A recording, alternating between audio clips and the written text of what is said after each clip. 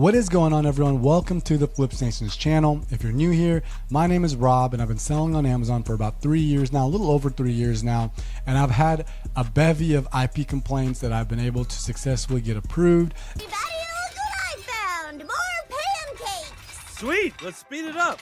Pancake, pancake, pancake, pancake, pancake, pancake, pancake. And I'm gonna go through exactly how I do that. That's probably why you're watching this video. So no worries, let's get right into it. And again, by the way, if you do want to follow me on Instagram at FlipsNations24 or comment below, I will be responding to those as I receive them. Again, the best way to really contact me is through Instagram or in my Discord group. That group is in the link in the description below, over 1,000 members. And if you have questions, you can ask me there, Instagram and in the comments. I will respond to them. Now, this year alone, I've had about 4 to 5 IP complaints. And the two types of IP complaints that you can get are your received intellectual property complaints and your suspected IP complaints. The received is much more egregious and impacts your account health. I'm not sure if the suspected IP complaints even impact your account health, but the suspected, all it is a bot generated complaint violation. Essentially their bot and their algorithm, whatever, detects that there's a difference in their product images with their title and brand name and whatnot, and it just kind of automatically gives you a violation. I have a video that goes more in depth of a suspected IP complaint that I'll link below. And I also have a video of kind of going more so screen share of how to highlight certain invoice documents and stuff like that. I'll link that below as well.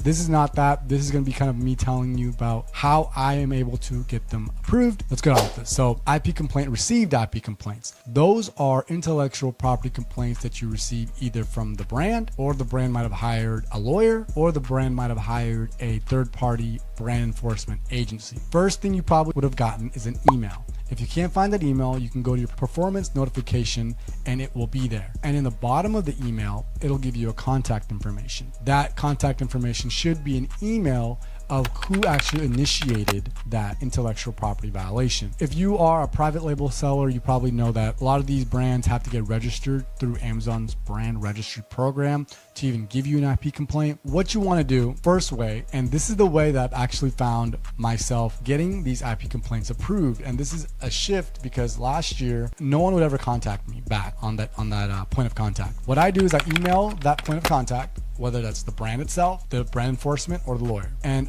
in that email, in the contents of that email, I have the invoice. That invoice needs to match your name and address registered to Amazon, right? That's gonna be whatever is in your business entity section. That name and address needs to match that invoice, because that's the only way that Amazon and the brand or whoever initiated the IP complaint will be able to recognize that it is in fact you, that you're the one that owns that account. The invoice has your name, has your billing address. The shipping address is not as relevant. It's your billing address that's more pertinent, because your shipping address, you might have a prep center, you might have a warehouse. So make sure your billing address matches the actual product itself, matching the ASIN. Quantity, I try to make sure that my quantity matches how many I've sold in the last 365 days. That's not as significant as it is with inauthenticity violations, but I do try to do that as well for these IP complaint invoices, okay? And attach that invoice, and also in your body of your email, you want to say something like this: greetings, we have received an intellectual property violation from you all on Amazon's marketplace. We will be happy to remove these items, remove these inventories, if you are so kind to retract your violation. And one thing I actually include in the body is also, I will say, we will remove all units from all platforms. So now that gives them incentive that, hey, this person, he or she might also be selling our units on other platforms like eBay, Walmart, what have you, right? So now it gives them the incentive to be able to take down more items than just Amazon, right? And that's kind of the end goal, right? It's definitely the brand's end goal. The brand wants you to take down their inventory everywhere, right? But also the lawyer and the brand enforcement, because they are in service of the brand themselves. They want to see that as well. So I do say that we respect your brand. We'll be happy to take down all the inventory from across all platforms if you're in return, if you can please retract the violation. Now, once you send that, attach the invoice and also include your store name so they can actually find you on the brand registry. You can identify where you are, right? You want to put your merchant name, and you can find your merchant. I think the merchant name is somewhere in your account settings. There's a list of all of your merchant names. It can be separate and unique per country you sell in. I only sell in the North American region, so it's usually the US marketplace merchant token that I'm going to provide them, and the store name. You can also go, I believe you can Google this, but you can also go on your store itself and it'll be an URL link. your store unique name is on that URL. I send that email out. Normally they respond within 2 to 3 days, but simultaneously, I'll also go the other pathway, which is submitting an appeal through Amazon's account health information, right? So that's where you go, you find your violation in the received IP complaint section, you click not acknowledge, you click, you have evidence to back up your claim that you are not in violation, right? And you submit your appeal. Now, what do you need to put in your appeal? We have had a template that we've been using for quite some time. In fact, it's the same template that we use for inauthenticity violations. Reason being is whenever a IP complaint is initiated, it's incumbent upon the brand that is initiating the IP complaint to select it is a counterfeit without a test buy and with a test buy and whatnot. So I think a lot of the things that are pertinent for inauthenticity can also be germane to IP complaints as well. So the POA goes something like this. ASIN, well, you have your ASIN on the very top. Greetings, relevant to ASIN X. We have received an inauthenticity or an intellectual property violation. We are taking necessary steps to rectify this issue. Please retract the violation based on our appeal. And now this POA is going to have pretty much 3 things. What occurred, what you did to correct this action, what you will be doing moving forward. And essentially what we say is what occurred. A lot of times we say things about the packaging. We say our prep center or ourselves might have packaged this incorrectly, leaving some sort of suspicion to the customer or whoever that these were inauthentic. That is not the case. What did we do to correct it? We communicated with our prep center, or we communicated with our own team to improve our packaging, to improve the customer experience, to make sure and ensure that they are not confused that this is in fact authentic. What we did moving forward, we're going to continue to maintain this level of assurance that we will not make this mistake again, right? Something of that nature. Those 3 things: what you did, identify what the issue is, what you did to correct it, and how you will be improving these kind of practices moving forward. In addition to that, we have our name and our billing address, which is the same information that is going to be on your account information, your business entity section. And then we also put our supplier's information and their supplier's address. We then put our invoice. We highlight all the relevant elements of the invoice that Amazon wants to see, which is mainly the things you have to check mark. So it's going to be the date, make sure it was purchased within the last 365 days. It's going to be the supplier's name, the supplier's address, your name, your billing address that matches your account information, and then the ASIN and the quantity. ASIN, more so the product title, right? Match the quantity. Now, if you are submitting an invoice that does not show the supplier's information, which is common if you're an arbitrage seller, right? It might be an order confirmation or just an export invoice from their website. Then what I do is I actually go, a lot of these big box retailers, you can do like the store locator and you can put your zip code in and it'll show you the nearest stores. So I just kind of snapshot the nearest store near me, which shows, it's legit directly from their site. It is their address and their contact information for one of their locations. And I snapshot that and I add it also onto the invoice appeal package. So I have now the POA, which is a plan of action, which I have those informing Amazon what happened in the body. Then I have those 3 questions that I have answered.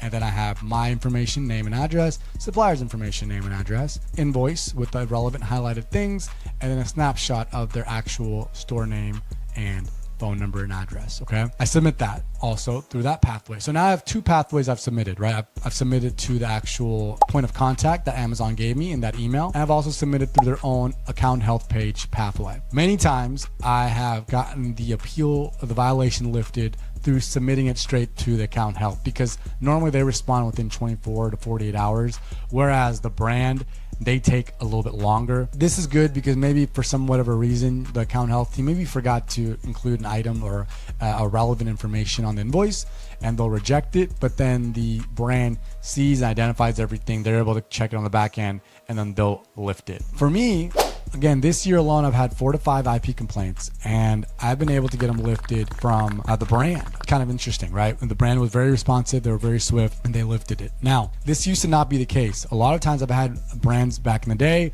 normally it was the ones that were represented by lawyers that state, hey, on this day, we found that you are incompliant and we will not be retracting your violation.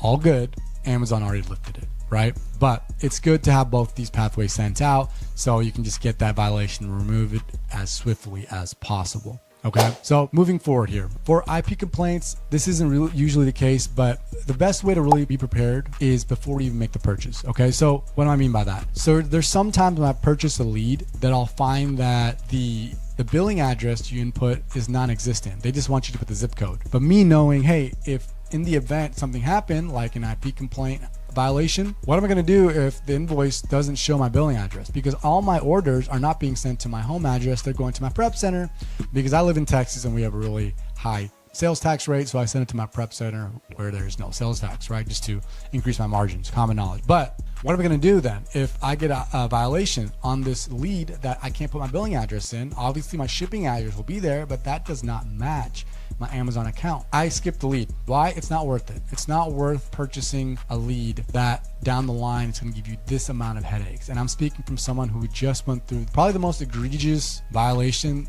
It was an inauthenticity violation where I had to go through 5 to 6 appeals. On the 6th appeal, they wanted an interview from me. And I'll go through more of this inauthenticity appeal in my next video. This is more so germane to intellectual property. But shout out Jeff Schick. He was a lawyer that I did hire, and they made an executive appeal and got that lifted. And I also got the interview disregarded. Pretty amazing stuff. But before you even make that purchase, any purchase, be prepared before the purchase by making sure that you're going to be purchasing where it asks you for the billing address, because you need to show that, right? Other than that, also when you're purchasing, I have a Chrome extension. Shout out to BuyBot Pro. I use their Chrome extension for my sales estimator and whatnot. And then I also use their Repricer Profit Protector Pro. But while I'm bringing them up, the Chrome extension shows an IP flag, an IP kind of alert that their user base has notified them that this ASIN has had given them issues in the past of intellectual property violations.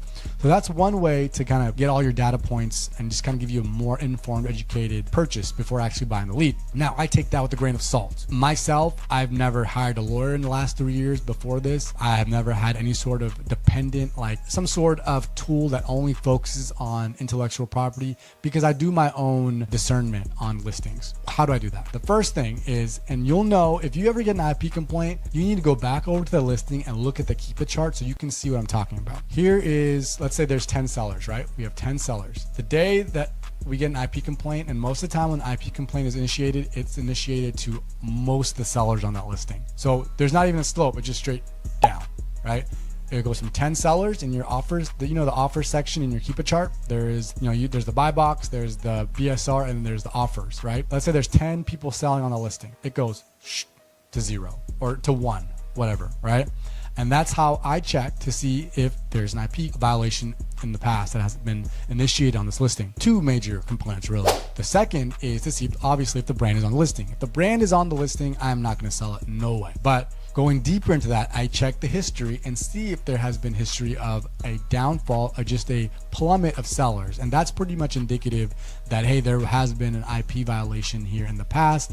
I'm going to watch out, and more than likely I won't sell. Well, actually, not more than likely, I 100% will not sell if I see just a deep staircase. Now, I'm that kind. I don't have much of a risk anymore. I try to, stay in the green with Amazon. Maybe you have another sort of risk tolerance. That's up to you. That's objective. Make your own business decision there. But those are the 2 key ways, right? And this is me speaking from someone who just went through 5 or 6 submittals, and I've seen a shift in how Amazon's been checking these appeals lately and these invoices. This same invoice is from the same big box retailer that I've submitted appeals for in the past 3 years, and I've had success on the first submittal. The fact that this took 5 to 6 submittals is really jarring for me, because it's like, okay, where is there a shift? Like, what's going on here? Like, this has never been an issue. I never purchase from shady stores. More than likely, all my stores I buy from, there has to be a Rakuten available, something to just legitimize their store. Now, if you are buying from a wholesaler, a brand, so I do most of my purchases as an online arbitrage seller, but I do have wholesale accounts, and those are brand direct. Okay, so I'm buying directly from the brand. So there's no way they're going to give me an IP violation. If they did, it was probably on accident. I can just reach out to the salesperson that I contact to make my orders, okay? In that event, also, the invoices that you get from the brand, it's going to have all the information on there, the supplier address information. Anyways, kind of going off topic there, but essentially, those are the 2 things you want to look out for. Be prepared before you even make that purchase by, again, making sure that the brand isn't on there and checking the keep history. So to summarize, okay? Suspected IP violations, receive received IP violations. If you're on this video and you got a suspected IP violations, it's not really that stressful. It's not as egregious as the received. I'm not even sure, I can't recall if the suspected IP violations even give you a high impact on your account health. Normally, a received IP violation for me knocks off about 10 points from my account health. Again, I'll put a video link in the description to actually discuss suspected IP violations. But for a received IP violation, you have the email in the point of contact email in the email that Amazon contacted you with, or you can go to the performance notification tab and you'll see that email there if you can't find it. That point of contact, reach out to them, send them an email, be respectful in that body of email, okay? And submit your invoice, give them your store information so they're able to go to their dashboard in the Amazon brand registry and retract that violation. Now, what do you do if you have a bunch of units, right? Where you could be like, hey, okay, that sounds easy, but what if I have a bunch of units? I don't want to take all those 100 units down. In that event, that might be a business decision for you to either A, sell them off as much as you can, or the other option is getting a lawyer. I'm not a lawyer. I can't really comment on that. That sounds like a more complex situation. For me, since I do most of my arbitrage sales, it's not that many units. For the most part, I'll either take a loss or I'll try to liquidate it on eBay. However, I have had, or eBay or Walmart. However, I have had people that chase me on Walmart too. So Walmart's starting to become more popular. I sell on Amazon, Walmart, and eBay. eBay is really just for liquidation. I don't really take much focus on eBay, but I've had one IP violation where I removed all the units from Amazon, listed on Walmart, and bam, I got another IP on Walmart. So they are starting to be much more aware that Walmart's gaining popularity. So just be aware of that. So, but Walmart isn't as bad as IP violation as Amazon is. So there's that. Hopefully that was great information for you all. Again, when you get these kind of appeals, especially if you're a new seller, if you get an IP violation, it can be very stressful. When I first got it, I was kind of stressed out, but as long as you're on top of it and you submit ASAP and you kind of follow these directions I'm telling you, you will be good to go. You'll get those approved. At the end of the day, the brand should work with you. All the brand wants is you to get their listings off, and all you want is get that violation retracted. 1-2 leads that you had to pull is not going to be at the end of the world. You know, that's subjective to me. Maybe you don't have that many units and it is a big deal, but hey, at the end of the day, you can try to sell them on eBay. Now, my next video is going to be more on authenticity violations. That is going to be a little more complex. I want to get this IP violation information out there. Hopefully it was good information to you. If you did find this information helpful, please drop a like, consider subscribing, comment down below if you have any questions. Maybe I missed some things and I will be sure to answer them and address them as soon as I can. Instagram is also a great way to reach me at FlipsNation24. The Discord group I have we're almost at 2,000 members. It's 100% free. There's also a 100% free course in that video. I don't sell a course. Join the Discord group and you can contact me that way as well. Okay. So again, I appreciate you guys for watching and I will see you all on the next video.